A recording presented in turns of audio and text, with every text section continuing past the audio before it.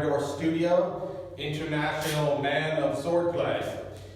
And today I'd like to invite you to join me in a little experiment. A lot of times on the internet, you see people that will cut different targets with different swords and go woohoo and wow and awesome. And I keep saying that's not very impressive. Now, I've made the claim that I have cut with more types of sharp swords against more types of historical target materials than anyone I've ever met or heard of. The previous person is no longer alive, but he taught me something about doing this.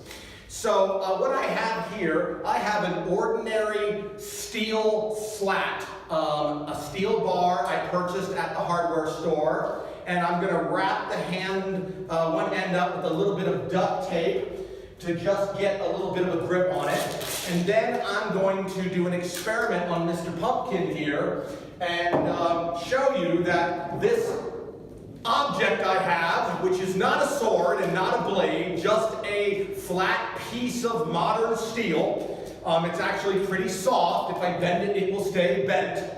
All right, so it has no edge on it and no edge at all. It's just a flat square thing from the hardware store.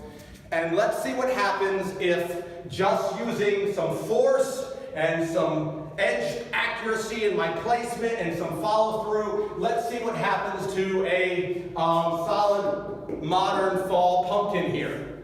All right, so first blow. Oh, clipped it a little bit, bent it. Not unlike the tails of the Celtic blades bending against Romans in combat. Let's put it back up again. So that's what we did there. All right. So let's try two hands now. Two hands. Yeah, that's what I expected. Made a huge mess.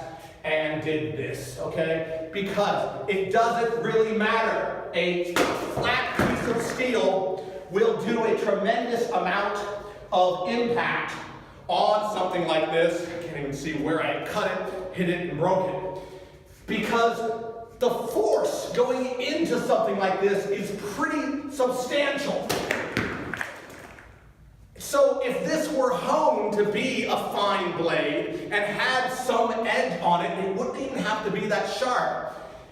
It's going to really tear up something like this. And if you have a target that's more resistant, flesh and bone, it's going to be a pretty gruesome and devastating effect. That's why swords were so popular. They really worked and they're decimating. So, next time you see somebody cutting something with a sharp sword, don't be so impressed because you just saw this non-sword piece of thin steel do that. Yeah, something to consider. Okay, again, following up on that last one, I have here just an ordinary blunt, soft iron slat, soft steel slat from a hardware store. Absolutely no edge on it at all. And I have a somewhat slightly overripe watermelon just sitting precariously on there. So again, with a thick-edged, untempered piece of metal that is just a flat slat. It's not a sword. It's not a sword-like object.